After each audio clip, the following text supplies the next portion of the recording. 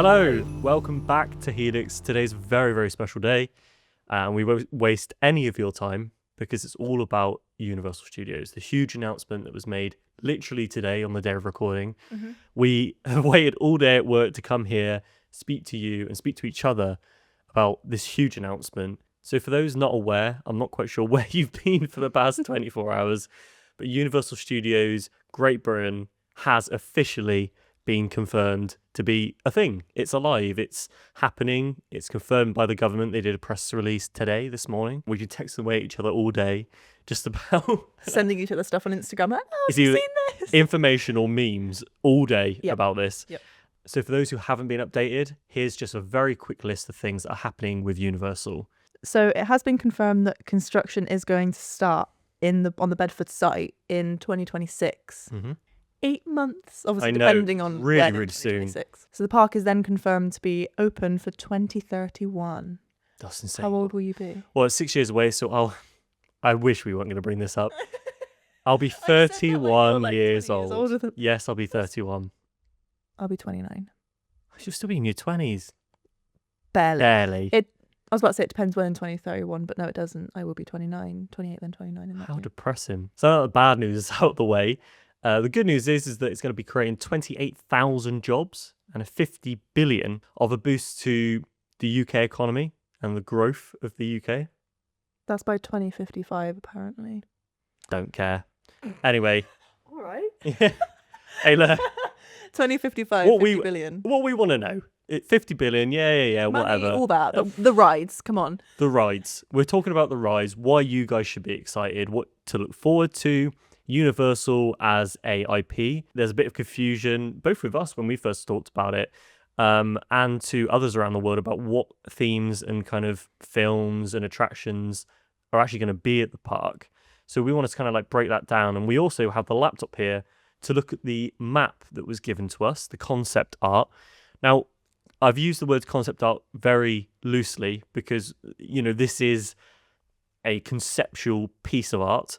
So all of this could be complete rubbish and nothing to how it could look at all. So we could pick apart this map as much as we like in terms of layout and where we think everything's going to go, but it could completely change by the time that we next make a video about it. So we're going to look over the map. We're going to let you know what we think. So just looking at the Universal map, Lily, what is the first thing that strikes you when you look at it? So this is going to sound really like weird and stupid because like, why is this the first thing that I pick out? But one thing that I noticed was The lake. the The huge lake, which is like firstly, 90% of it. Firstly, this is far too sunny for the UK. Yeah. So if you're not from the UK and you're wanting to come here, it won't look like this. Just It'll be grey. turn down the saturation a little bit, make it Yeah. a bit more grey. It looks like a mixture of both Florida and Hollywood because these archways they're very similar to Florida. Yeah. Firstly, I find that interesting because it might sound really stupid because I'm like, why are there two car parks? But I like looking at it like, where are you going to Hey, walk look. in? Where are you going to leave? Where's the hotel The going to be? logistical elements for you are very important. Yeah, they are. It's what you're really good at. So, thank you. you go off about the car parks if you want. If it's will. going to be a traffic nightmare, you let them know. Yeah, this is such a good quality. Well, there's your photo. glow book, isn't it? Yeah. There's your globe right at the Yeah. front. And then we walk up and you've got this huge promenade, which is beautiful. Obviously, they like to do this at Universal, don't they? They kind of lead you into the world. And then there's this huge expanse of the biggest lake I've ever seen. And I don't know if you've seen the actual current site at the minute, but it's just dirt. Yeah. So I don't know where this lake's going to spawn from. Yep. Um, Creative mode. and yeah, there's your hotel, of course. Really boring stuff out the way. Car parks and hotels. I don't think that's boring. Well, do you think that's the hotel? Do you? Yes, definitely. Apparently, a 500 capacity hotel is going to be introduced as part of this resort, which is great. Which will probably be £50 million to stay in. Probably. Oh, to stay in. Yeah. You got to make that 50 billion somewhere. One of the first areas we got here is this tiny little kids zone, I suppose. It's one of the small areas of the park, just on the left-hand side. Very colourful. And obviously, you got your flat rides and things like that. I mean, we spoke about it last time. Keir Starmer, you let the plans to come in to have Minions everywhere in this park. I'll have to come visit 10 Downing Street myself because I'm not going to Minions the park when there's so many other things that we could potentially have here. But to me, looking at the map as a whole, it doesn't feel like there are like designated areas. I feel like when you look at a map of maybe like Alton Towers or Universal Florida, it has really distinct areas that are going to be themes. Maybe this is a little bit different because obviously we don't know what the themes are going to be. There are some elements that look quite similar to, I don't know if you've seen it before, but Disney's Boardwalk Okay. in Florida. It's quite, not beachfront, but quite colourful, quite pale. Surrealist. Almost. Yeah. Almost like you step into a cartoon. Yes, it has Sure. like quite a few like 60s elements to it, I'd say. Okay. I might be completely wrong with that, but that's kind of the vibe that I take from it when I'm there. Well, talking about 60s elements, one of the parts of the map that I was really interested in was this little area over here, which looks to me like the Back to the Future clock tower. And obviously Back to the Future being a huge part of the Universal's catalogue, I really hope that's the case. That could easily be the square from Back to the Future. Next to it is the more interesting part. You have this monstrosity of a blue roller coaster, which at first to me looked like an Intamin surf coaster. You know, the ones that have like the kind of tall elements where they kind of launch backwards. Yep. I don't think it's that at all. What it looks like to me is an Intamin multi-launch coaster, and that is great news for you. That's really interesting that you said that, because that's exactly what I have written down by someone's comment. Nice. Is an Intamin multi-launch with a spike. So if that were to be true, that would be like our version of Velocicoaster. What I find most interesting about that concept is if you adapt the Back to the Future idea in it, I can definitely see the multi-launches being like going back in time in the film, where you have to speed up to a certain miles per hour, having the little, maybe the dial on the dash or something like that, and then you have these big effects that, you know, blast you into the past when you get to the end of it, and maybe you launch up into the sky or something along that line. If that is the case, that will be one of the coolest rides in the world. Yeah, I agree. I didn't even think about that until you've just said it, about like the going back in time. And Well, theming's so important to these rides Yeah. because we can sit here all day and go, I think it's that model. But when you don't try and tie it into what Universal will make of it, blue is like Back to the Future, isn't it? It's very Yeah. like blue and orange. the electricity that comes off of the car, it's Yeah. both flames and it's also, like the blue fog and electricity and the little trails that it leaves behind. But again, this colour could mean absolutely nothing. They could have just chosen This this is what just I to chuck it on the concept. This is So what I mean. they could be sat there at home with their like beer in hand, like, oh, these stupid people. Idiots. And we're here like for hours, like, but the blue could mean so many things. Well, it's really cool because it looks like it comes back on itself. Yeah. So, I mean, we could talk about this all day. Very, very cool Universal. What is this thing here? I'm confused by what. It looks to me like it's just two different spikes of different heights. So it's not like Stealth where it goes. Oh, maybe potentially. I No, think it's that's just a what weird drawing. I haven't like zoomed in that much on it. So this is like it goes up and then comes back down. Right. Maybe it could be that, and the reason I think that is because the lack of gap between these tracks at the That's bottom what here. I was thinking. So I have a feeling it might be a launch up and then you fall backwards, Right. something along that line. You also have these humps, which kind of solidifies that idea in my brain that you would go backwards over these humps to get some airtime. And then it leads into this indoors section. So I have a feeling that you might enter through the clock tower and you'll have some sort of indoor elements first, maybe some switch tracks or some drop tracks or something like that that incorporate it in. This isn't much room though, right? So also if it is what you think it is, if we move, can I move that way a little bit? You got to think in these buildings would have to be the queue line Yeah. as well. Well, to be fair, I mean, this is a huge area because you've got maybe this section here could be the queue line. This area to me, this really long piece of track, it looks to me like the coach station or the launch, the first launch. So you come out of it and it starts a bit earlier on in the building, Yeah. and then it loops you around. You have all of these elements that you loop through, but you've got to be taking some speed to get over these inversions. I mean, look at the height of some of these. And if this is the case, and it is a Intamin multi-launch, there is potential that this could be the tallest one in the UK and just break Hyperia's record as well. Can you imagine? Well, it could be. I mean, at that point, Hyperia will be, 7 years old? Oh, that is very true. Okay, So- I'm more thinking of it like it's been open for like a year. Can't do Suddenly, that. It's just like, opened. Yeah, I know. record is gone. That is actually something that I want to go in to talk about a bit later. Is like the competition between Yeah, sure. Universal and Merlin. I have like a few points Very to add exciting. on that. I'm so excited to just be sat here talking about it. Yeah. It's so cool. Okay, moving on. Slowly up the map. Ooh. We have these weird kind of pagodas. I hear a lot of people saying that this is like the, I guess, Jurassic World part of the park. 'Cause you've got Really? this you've got these pagodas, And then you've got all of these water show features, which I suppose would be like the, I think in Jurassic World you have those water creatures or whatever they are. You know what I'm talking about? Oh, the big one. The big one in the big one. water. I don't expect you to come up with a name. I just wanted to know if I have a friend that's obsessed with dinosaurs. probably and screaming at would instantly know. I can already tell that I really bet on it's going to be sunny all the time. I mean, water shows whilst it's raining, that's pretty big. There's a lot of open areas. I feel like there needs to be a bit more of these pagodas lying around. This kind of big concrete building is giving me Jurassic Park vibes. Mm. The big glass feature, I can imagine walking into that and there being the skeleton of the like T-Rex, a museum, right? and you have the stairs that go up. I have no idea what that could be. Absolutely zero. It gives nothing away. It gives nothing away. It's a blue box. So unfortunately, I have very little to say about that, but I have a feeling it will be Jurassic Park or Jurassic World or whatever. I just worry that that's. I don't get me wrong. When I go to Florida and when I've been to California, it's one of the rides I look forward to the most. But do you not think it's been done? It's because you have the river. It's the river adventure in Florida, and it was Jurassic Park, and then they rethemed it to Jurassic World, and so now both in California and Florida it's Jurassic World, and it's just been done. So that's like a boat ride, and it's got like a big drop and whatnot, and it's like a lot of it is inside. Well, Universal have a big problem here, right? They have to decide what's going to be new and what is going to be repeated in terms of themes, and also what a UK audience would want from themes within their park.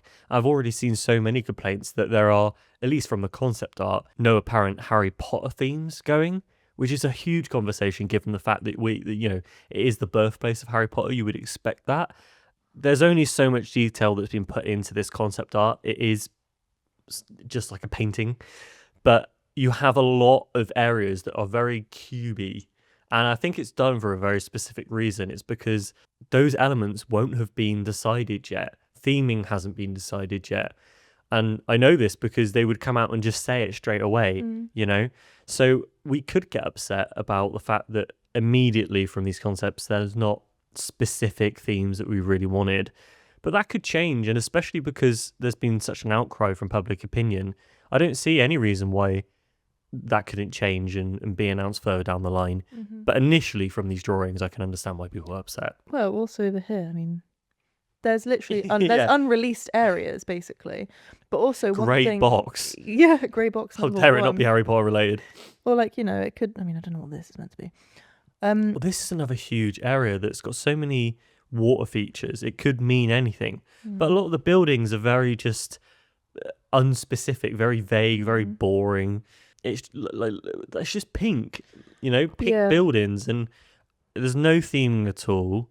Well, I think one thing that's really important to note as well is we're kind of looking at this as if it were to exist today. But the thing is in 6 years, what's new to us now isn't going to be new yet. These could be themes around films that we don't even know exist yet. Yeah, that is so true. They could not even be released. Yeah, and they know what they're doing because it's Universal, So it's like they know what they're doing for the next 20, 30, 40 years probably. That's very true. So, we're thinking it could be Wicked because it's new, but in 6 years it'll be 7 years old. So it's not going to be new then. That's very unless true. Obviously it continues into sequels and whatnot, which I know has been confirmed they're doing, right? Yeah, but at the same time, people are only taking the whole Wicked thing from the fact that this huge coaster here is green. The only thing that I got from researching into it is people, I don't know how they think it, but they think it's a Mack and they think it could be a hypercoaster. I know you know a lot more about those kind of things than I do in terms of Well, a Mack hypercoaster exists already. Obviously, we have Hyperia. I thought it was a B&M, from some of the inversions that are here, I personally thought it was a B&M Hyper. But it could really be anything. Again, it's so vague. The track layouts are just an idea to basically how it would kind of work around the park. Obviously, the size of it is insane though, isn't it? But if this is an accurate representation of the ride, it will be one of the longest in Europe. At the top there, you've got the whole Water Kingdom or whatever it's called. What are these called? You'll know this. What is that? Well, I was thinking this. What is that? What is that meant to be? Because Colosseum, where the minions fight to the death. It's the only explanation. This is the only other photo that I've seen is so I bought the newspaper today just to have it as a memory. But also it's just on my phone online. So I haven't seen it in great detail. So I was looking at it and I was like, what is it? Like a volcano? But I have no idea. I can't even think Yeah. what that is meant to be. Well, It almost looks like it's like cut off. at the end of the day, this is all conceptual. It's just very exciting for us to dive into this and try us give our initial thoughts and ideas to Even what if we're things could be. completely wrong. Oh, we're going to be. Yeah. We're going to be entirely wrong. Mm-hmm. And I think the point that you made was actually a really good one. The fact that there are franchises that exist in the future that we don't know about, that haven't come out yet, that haven't been, that they may think are sleeper movies that end up being whole franchises. So with that consideration, what are your thoughts really about this entire piece?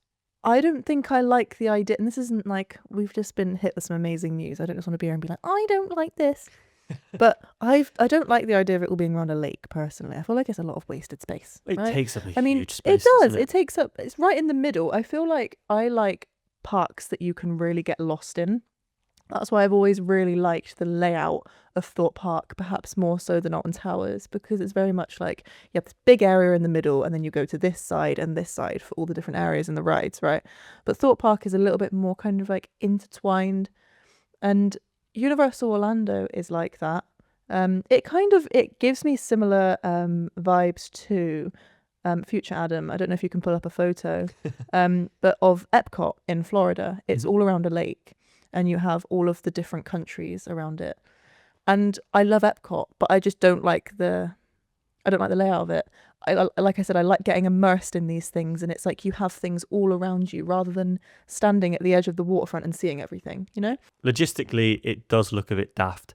You wouldn't waste that really precious space with the biggest lake I've ever seen in any attraction in the world. It's also going to have to be man-made, so it makes no sense to make it so large to have no purpose. If it was already there, you would just build around it, I suppose. But it just seems a bit odd. And it's the first thing your eyes are drawn to when you see this image is that huge lake. There could be things that they put in the lake, you know? I mean, there's like a maybe. big lake in like Legoland, and they put like a boat in it, and it's obviously not as big as that. But Yeah, you're gonna have to put a few Lego boats in there to make it I kind of worthwhile. envision I'm looking at this as if I was building a Planet Coaster park, right? And I always do this with my Planet Coaster parks. I have the entrance, a long pathway, and a big lake at the end. And in that big lake will be like the logo for the park and like loads of water features and things like that. I'm guilty Again, doing that, yeah. Not that size. Again, I think it's difficult to imagine, because if you were to plop me in there like I was a little Google Maps man, I would easily be able to get lost and be immersed. I get that. But I think, like you said, it's the first thing your eyes are drawn to. So I'm trying to my best to ignore it. I think that that's not going to be a huge part of the park that you may think it is. I don't see any reason for them to use up all that space just for that, because people are just going to look at it and go, oh, cool, a lake. Got to walk around it now.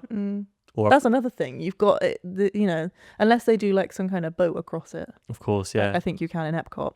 The good news is it's not like anything that we've seen so far in terms of theme parks in the UK as well as Europe, which is so exciting to have. We have very famous theme parks here in the UK. Some argue the best in the world, but there are some huge contenders in Europe that are so strong on theming. And other than Disney, we haven't had something like Universal, which is really kind of at the moment the top of its game in terms of park immersion and design. So it is unbelievably exciting. It's like we've been given creative mode, and that's the concept art that's come out of it. And do you know what? Fair enough, because in Planet Coaster, I do things like this as well. I make huge lakes for no reason because I just think it looks nice. And then I go, everyone's getting stuck on the really tiny paths around the lake. And also, Maybe I should have done this. You're doing it on sandbox mode, so you're not worrying about the money. Yeah, But like, that's true. Think about I don't know, just To have a really nice sunny lake for it to always be like cold and wet in this that country. is very, very true. That's another good point. I kind of expected this park to be a lot of like teepees, gazebos, and like things that would stop the rain from coming in. I guess we're just not blessed with that like they are in the US. They have all that luxury of nice weather most of the time, and the immersion isn't broken. I know they're going to give it a great try. I'm so excited about this. We are skeptical, we are worried, but we're happy. We're so happy that it's been confirmed, and we want to hear from you. We want to hear all about every single thought that you have in your brain about whether this is just complete rubbish, all of this design, and it's just too conceptual at this moment in time, which in our opinion I think is. But what coasters you'd like to see? What are your dream coasters that haven't come to the UK yet that you would love to be a part of this park, or indeed themes, for example? I think for me, Back to the Future is probably up the highest on that list. Well, How about you? Back to the Future used to be at Universal Florida. Do you know that? It was it was a indoor ride. Oh, really? I never went on it. It was replaced by the Simpsons ride. I've heard very, very, very mixed reviews. I've opened up a can of worms here. No, I haven't. I'm about to open it even more. But I would put Simpsons on the same level as like Minions. It's just no, but like right. So I've never watched a full Simpsons episode. I did used to play Simpsons Hit and Run on PS2. That is the only. Fair play, because that is like the best one. It is. Yep. I bought it for the Xbox, and I got my new Xbox, and there was like, oh, everything's backward compatible. And I loaded. I came home from work, and I remember it arrived, and I unpacked it, and I was like, oh, the nostalgia. Put it in the Xbox, and it was like, yeah, mate, can't play it. That's so sad, but you were so excited for that. Like you're preparing. I had to go and like comfort eat. I did and still do have quite a short attention span, and I used to just play the first. What would you call it? Not round Mission. But you know how you're Homer, Yeah, and then it changes to Bart, and you're like in a different world. Play I would just play Homer. Yeah. I remember I played Bart like recently, like in the past few years, and I was like, oh, this is like a whole other game. Yeah, because I just never played it. I just played the Homer bit over and over and over again. I think I got as far as a poo, but I don't know how far into the game that is. So, it could be hardly anywhere near the end. I never finished it, which is why I bought it. Now I can't bloody play it. Well, yeah, Simpsons Land. Oh my god, imagine if it is Simpsons Land. Oh god. But basically, Back to the Future was in Universal. I always get the Mummy and Simpsons mixed up, but the Mummy was Kong. Well, not Kong. It was King Kong, and the Simpsons was Back to the Future. But yeah, Back to the Future shut like I want to say around about 20 years ago. It could be 15. It could be 25 years ago. And yeah, it looked really cool. It was kind of like the cars, and it was all indoor, and it was all very dark and very lit up. I've watched POVs of it, but obviously they're very bad quality because they're like 20 years old. But yeah, I recommend going to look at that because that's a really cool idea to base it on, but it's in no way similar to that, if that is Back to the Future. It's not a coaster, it's not a launch or anything like that. Similar kind of thoughts to me as like Jurassic Park, where it's like, it's been done. Sure. But with Back to the Future, it's like, it's been done and it's gone. You know, it's kind of, has it had its life cycle? Is it coming back? Well, is there going to be another Back to the Future film that's released in like 2029? No, absolutely not. Well, I mean, the creators will go to the grave for them because they've signed off that that's never going to happen. A reboot, so long as they're alive, will never happen. And I agree. Okay. There was huge talk for ages that Tom Holland was going to be like a rebooted Marty. I can imagine that. But this is what's so awful about it is that I can see it. But if I was Tom Holland or any actor, I wouldn't touch that with any, like, that's a career ender in my opinion, because it doesn't matter how good that film is, it's never going to like live up to the original. Big shoes to fill, isn't it? It is 99.9% going to be a failure. So why would you touch it? Universal, Great Britain, what are your 3 top themes that you wish are going to come to the park? I feel like I've got a bit of a controversial opinion because I feel like everyone's like Harry Potter, but it's your opinion, and that's okay. But we've already got Harry Potter, and we've already got a lot of it, and also we're getting more of it in Epic Universe. Oh, yeah. Which side note, have you seen the Ministry of Magic? I know. In Epic Universe. Let's just point this out. The Universal things that are coming out in America. Insane. I've got a list of it, right? Okay. So let's hear it. Just in the next few years. So we've got, so obviously we've got Great Britain Universal. We've got Universal Epic Universe, which is next month. It's opening. It's open now to cast members and content creators. Please, and Universal, please, if you're listening, just get us in there, please. Literally free anyone. So Universal Horror Unleashed, which I didn't know about. I don't know why I didn't know about, because this is kind of my idea of heaven, is a year-round horror entertainment experience that's opening in Vegas this year. I was in Vegas in 2023. Why couldn't it have been 2 years ago? That's sick. Yeah. That's really cool. I don't know if it's going to be like a maze or if it's going to be like a park. It's obviously not going to be a whole park, but you know, like a little park with like 3 experiences in it or something. And also Universal Kids Resort, which is opening in Texas next year, which again I haven't heard of, which I'd be interested to do some more research in, but I only heard about that yesterday, so I am going to look more into that. Huge expanse, isn't it? Yeah, I mean, it's just it's things like this that make you realise how massive of a brand Universal is, right? Yeah, I mean, because out of those 28,000 jobs that you mentioned earlier, 20,000 of those are for construction ahead of and obviously during the construction. 8,000 of those are hospitality and the creative sector. So obviously there'll be more permanent jobs, people working in the parks and in the offices. It makes you realise, and it makes me more excited for how big of a project this is going to be. It's not just going to be like this little coaster that opens in this little park. It's like they have the money, you know? Yeah, they have the backing of all of the kind of IPs as well. All the IPs that are under the Universal brand are just going to be clawing at this opportunity to have a permanent ride put in here as well. Everyone's on their side. I think I saw like 92% of local residents and local businesses thought it was a great idea or something. That is such a given that we always have issue in this country with local councils and with just getting planning permission. I mean, you think about all the challenges that Alton Towers face, but even Thorpe Park, for example, they do have things that they have to move around in order to get rides to kind of be born and have workarounds to make it happen. Universal seem to have an overwhelming support from the local people, which is amazing. And I imagine, it is exciting because if I was a young person who lived in Bedford right now, I'd be screaming of the fact that, if I was like 16 or 14 years old, I knew that by the time this is built, I'd be very young and ready to work in one of the most exciting attractions in the entire of Europe on my doorstep. And that's amazing. I've genuinely considered moving to the surrounding area by 2020. Helix is moving to Bedford. Yep, no specific reason, but that is a genuine consideration of mine, just because it's there.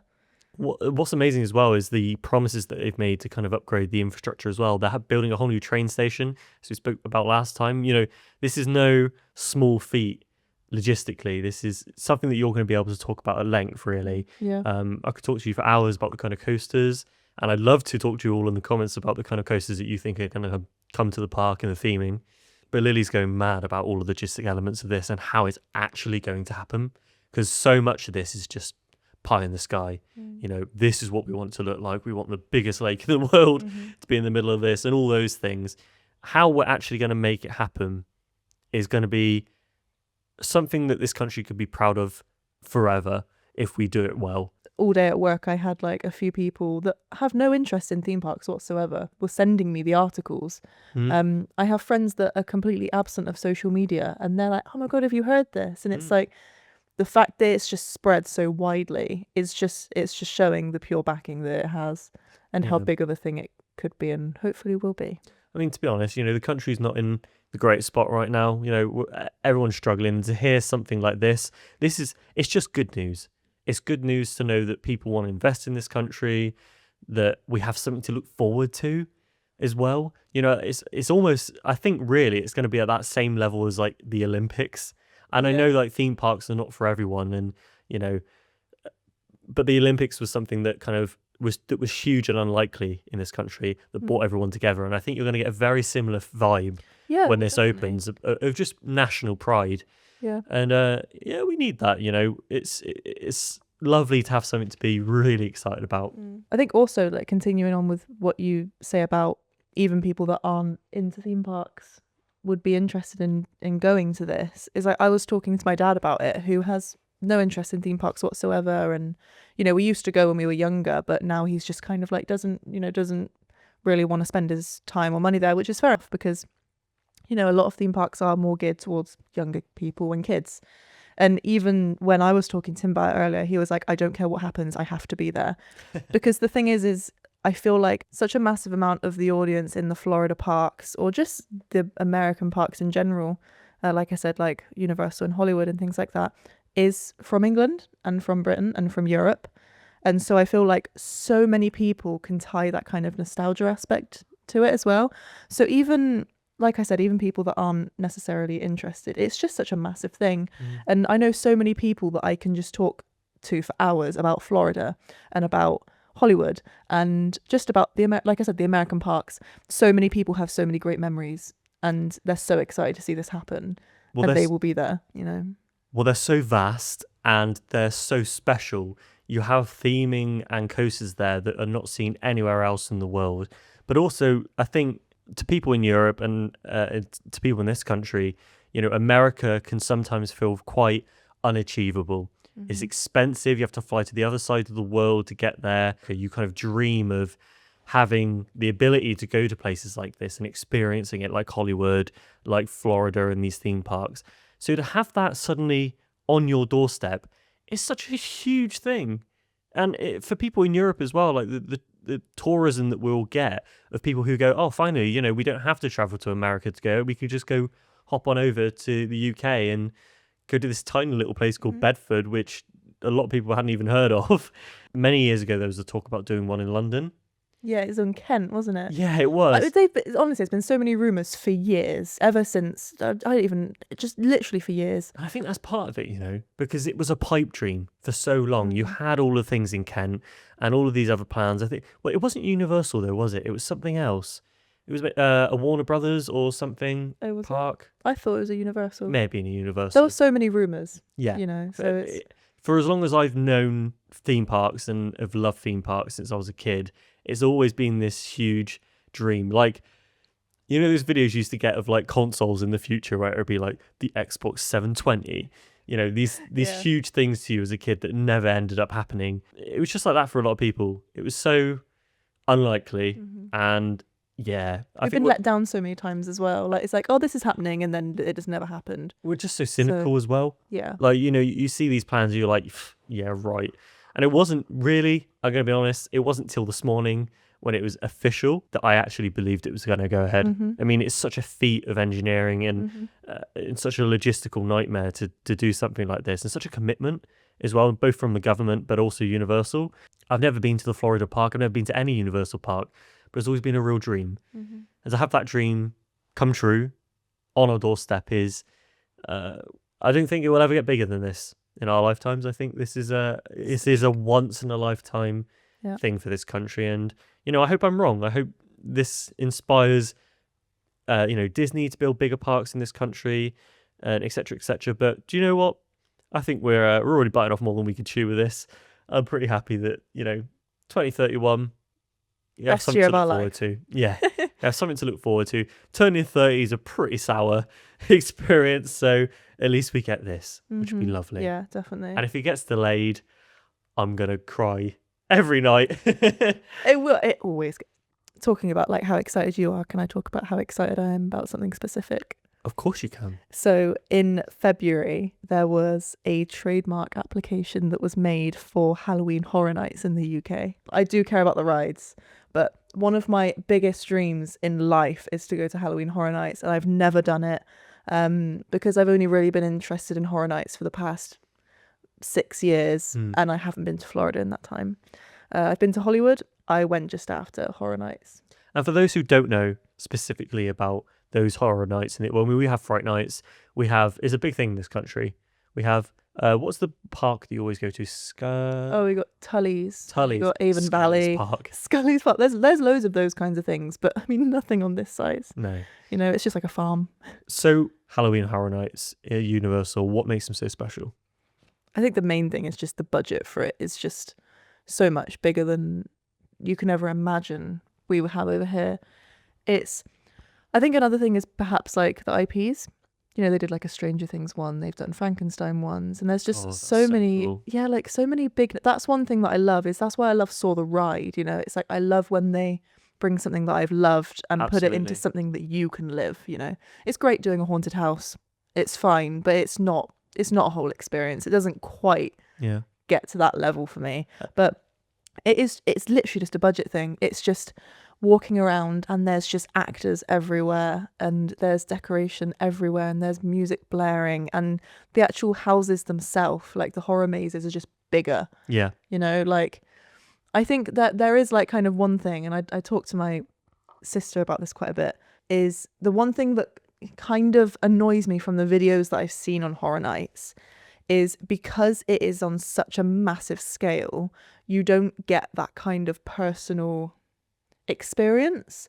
So for example, in like Thorpe Park Fright Nights, which you've now been to, you kind of go around in groups of up to 10 people, generally kind of 6 or 8 people, and you move together. There's nobody in front of you, no one behind you, and you get all of the scares in your little group. But the way that Universal does it in Florida, to my knowledge from the videos that I've seen, it's just a continuous queue of people that move through. Sure. So a lot of the time you can predict what's about to happen because you've just seen it 10 foot ahead of you, right? Yeah, you don't get locked in a room in a little group and then you have to like find your way out or something. The kind of schedule and structure has a more prominent part in it, right? Yeah. Because of the scale. Yeah. Sure. And you also feel like you're being moved along quite a bit and you can't really fully immerse yourself in it. Yeah, and having the more unique experiences where it's different every time. Exactly. Because you're in different groups of people. It's not as kind of churned through. Cyclic. Yeah. It's also, you also know, I notice anyway from the videos, because I get into the nitty gritty of these things, you notice that the actors also don't spend as much time with you. You have someone jump out and then go back into their little hole, you know? Whereas in maybe like perhaps like Thorpe Park and these like kind of like Tully's and Avon Valley and things, because it is so much more personal and more intimate, they'll follow you and they'll be behind your ear and they'll go and hide somewhere else and they'll jump out at you from in front or behind or to the side of you. And it's a lot more of like you actually genuinely get scared, but also just because it's a continuous queue of people, it doesn't feel as isolating either, you know, which is a massive part of it for me at least. Is a lot of things in horror mazes don't scare me anymore, especially because we're stuck with the same thing over and over again. With the more visitors that are visiting each year at Thorpe Park, you start to kind of feel that. You start to feel the structure in the kind of coasters and that's more the scare zones, isn't it? You have the Yes. scare mazes that you pay extra for, and those are the more kind of personal. You're in groups of like 8 people, but those scare that zones. pumpkin patch one, for example, you could just see crows. miles ahead of you, and you have none of that. So that Just being cattled through. that is the kind of, especially, that's a really good point. That kind of structure is very much what it's like in Florida. A lot of the mazes, if not all of them, are inside in Florida. In Universal in Florida, again, don't know about Hollywood or any of the other parks, they have staff members just in the corners of the rooms, like in the walkways, with these big batons that light up, and they just wave, basically, just to show you what way to go. And so you're just Takes you out of it, instantly man. taken out of it. Sure, okay. You know, which is, I don't know. If I was offered to go tomorrow, I would 100% go. And like I said, it's one of my big dreams. I'd love to do it. But there are just a couple of things that I'm kind of interested to see what it's like when you're physically there, because all of these things I'm just judging from videos. But basically, tying it back to the whole UK park, if that is a thing, that will be huge. Yeah, massive. Because one thing that I feel like we're missing in the UK is that kind of big scale Halloween event. You know, like I said, we have these little farms because we're in the countryside, a lot of us. And we have these, you know, we have like Fright Nights, but it's just not the same. Again, it's the budget. Another thing that I kind of found interesting about the Halloween Horror Nights is in Orlando, it runs generally from like August to November. Yeah, so the scale is even larger for the time in which you're able to go, which is exactly brilliant. Because they put so much effort into it and so much money. You know, fair enough. They want to kind of spread it out a little bit. Which also makes me think, like, is that going to be competition for Merlin? Because Fright Nights is only on for like 2 or 3 weeks. But, you know, it's not a massive time. In all honesty, to Merlin, I think that might work in their favour.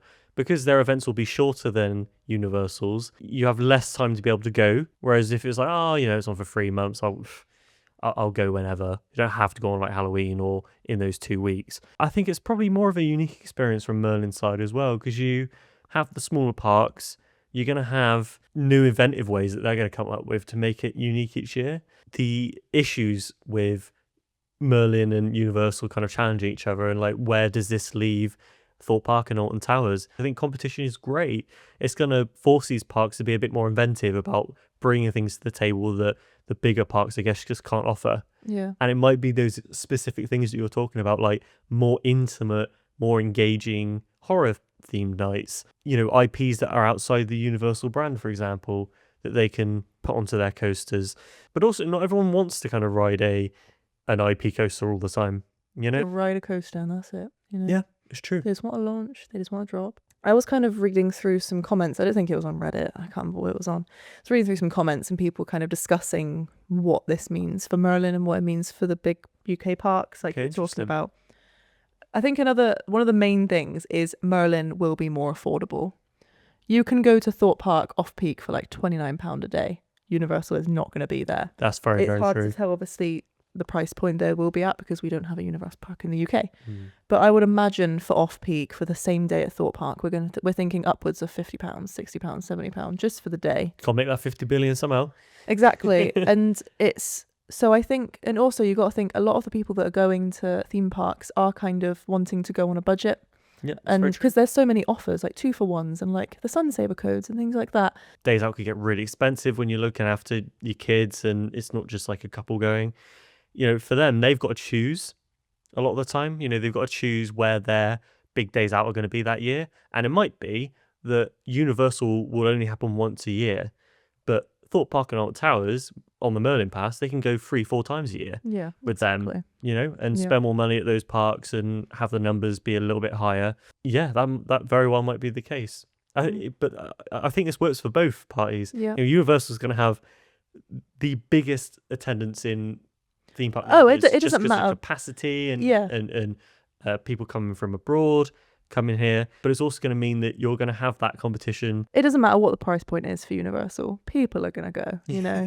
The buggers, they know but this. Whereas Thorpe Park couldn't do that. They couldn't put a price point of 80 quid and everyone was like, yeah, but like Universal, at least true. for the first few years, can put whatever price they want and people will still go. I mean, I'm going to go. Oh yeah, like I'll save up from now. If I save up £1 a day. Yeah, if we save up now, I don't think it'll be as shocking. Yeah, I think so. 6 Girl years. math, free. Yeah.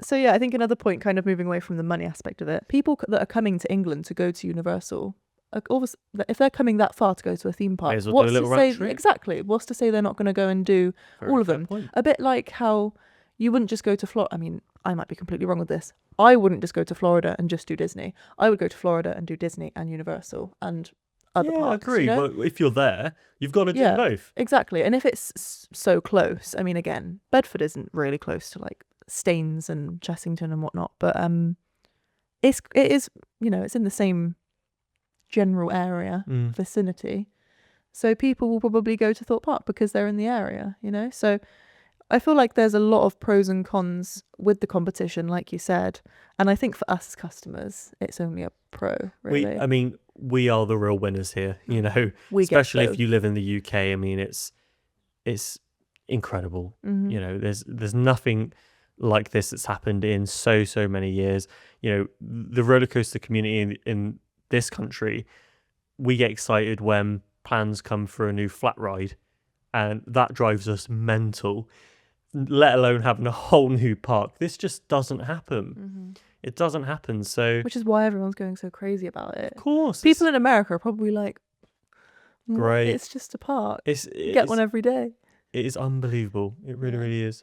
Of course, what we really want to do, and the reason why we're doing this, is because we want to talk to you. We want to know what you guys think. Find us on social media and just let us know. We'd love to talk to you about it.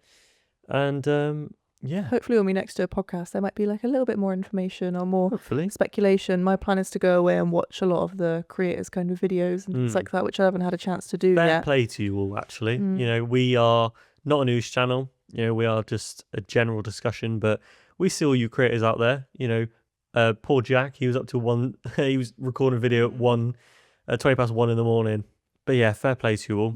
It's been amazing. I mean, it's a great time to be an enthusiast of roller coasters in this country. I'm just so excited. Yeah, we would like you said, we're not a news channel. We wouldn't normally do this, but this is just so huge for me and for you. And so it's just, we need to talk about it. So I need to put my t-shirt on. Yeah. And get down to business. And it's something we're going to look back on in 6 years' time. You Definitely, know, in 6 years, I want to still be doing this with you. And hopefully Helix will be this entirely different thing by that point. And, you know, I want to be stood by the gates of Universal doing a piece of camera like this. Little clips, like back to when we were sat here. Our little young faces. I hope you're still wearing that shirt. Yeah. Yeah, probably. I will be. But the only other news that we have for today is one that we entirely missed because we were sick people, weren't we? Yeah. We were sick, so we missed last week's release. But during that period of time, some news did come out, and it's old news now. But we wanted to talk about it. And of course, that is the one roller coaster park that everyone loved in Wales, Oakwood. And Oakwood was open for 37 years. It was definitely the closest theme park to me as a kid, and I have very strong memories of that place. Not all of them good. They don't shy away from that. They had its highs and lows in its lifetime. But Oakwood, I think there was a lot of pride in Wales. There was nothing really like it, to be honest. And it had some really impressive feats. The first time I tried a Eurofighter, I really wanted to go on the Saw ride, but I wasn't old enough. At the time, probably tall enough. I'd never been to Thorpe Park. And so I went to Oakwood first to do the Eurofighter because I knew I was like, well, I can kind of go on the Saw ride if I go to Oakwood first. That was an amazing experience. I remember when you'd walk through the gates, you could hear the roar of that ride. God knows why it was so loud. I guess it has something to do with the landscape. Yeah, it was those little nuances, the things about Oakwood that I loved. Yeah, I remember walking up to that Eurofighter and I remember holding my dad's hand and I was like, oh, there it is. And the brake, it was an awful colour. It was like orange and green, I think it was. And the sound of it was so loud. I have a weird feeling that I went as a child on a school trip. Oh, really? But I can't be 100% certain with that. I'm probably wrong. But I've never, if that's not true, I've never been. I'd never gone. That I remember. Really? I might have been when I was younger. I don't remember. It wasn't Old Park. It was one of those ones. I feel like it was never really one of those mainstream ones. Perhaps in my circle, but I think it catered originally more to less thrill seekers, more of a family experience. You had some amazing rides there, like the toboggan ride. And of course the railway that would go from the entrance to around the park, and it had those real family elements, those flat rides, and of course like Megaphobia. That was pretty much the best wooden roller coaster I've ever been on in my life. And I'm actually really sad that I don't get to go on it, because when we started this podcast, I had a little notebook and I was writing down all the little kind of things that I wanted to do, just creating ideas about the things that we wanted to do this brand and this channel. And taking you to Oakwood was up there, because it's so local to us in Bristol. And yeah, I envisioned it. I saw us going, I saw the kind of content that we would have made. Yeah, and it's just a bit, I've been thinking about it a lot recently. I was like, oh, that's disappointing. I would have loved you to be able to go on that coaster because it was special. It was special. And it was recently refurbished. And I think from 2022, they started replacing parts of Megaphobia. And I think they really got it in a place where they were really happy with it. There was complaints over the years about it not being kind of like up to standard. And I think they had a lot of pride actually about where they got it to, where the engineers were happy enough to get it going. And it's just quite sad. It's just quite sad. So I wanted to do a little segment at the end just to say thank you. We lost a soldier. We did lose a soldier. And, a little shout out to, all the people who really fought. Obviously, this wasn't an easy decision for them, but, people don't think about the staff who've worked there for probably many, many, many years, and the people of that area that have lost a really significant money maker. That was a lot of people's jobs. It was a lot of people's livelihoods. Change the record. Change the record. Keep it 10 minutes later, we'll be on the floor and be like, I just remember the days. I just want with the tissue, just like. I was really thinking that it was going to be some sort of buyout from someone, or like Merlin was going to sweep in and be like, you ain't going anywhere, soldier. Pat him on the back. Pat him on the back. You ain't going anywhere.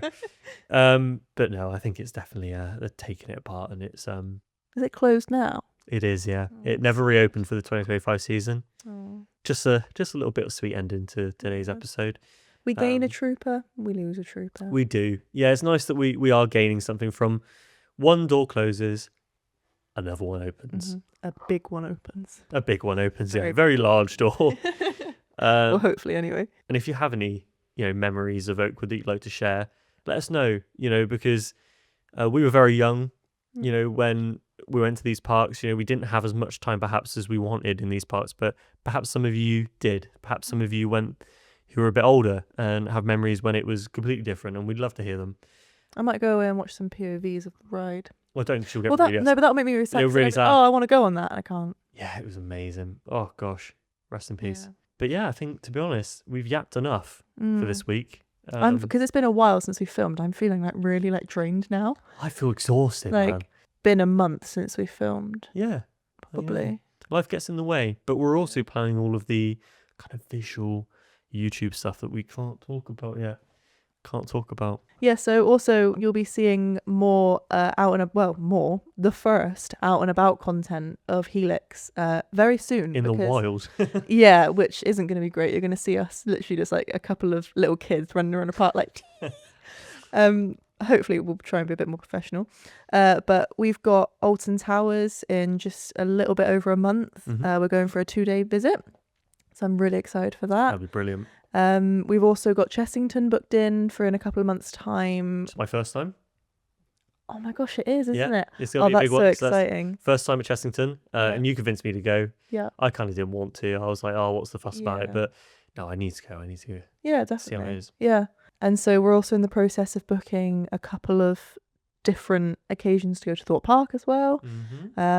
Hopefully one of them very soon, but we're just trying to work out at the moment. And then, we need to just book in Legoland, and that's the big 4 planned in. And then Blackpool. Blackpool. I need to get you to Blackpool. I need to get to Blackpool so bad. My year is not complete until I get to Blackpool because I have never been. And the more you keep talking about, is it Valhalla? Valhalla. I want know to go on you're that so bad. Absolutely love Valhalla. The fact that my phone is down there and I can search up a POV of it, but I'm not going to do that because I know that you'll like shun me.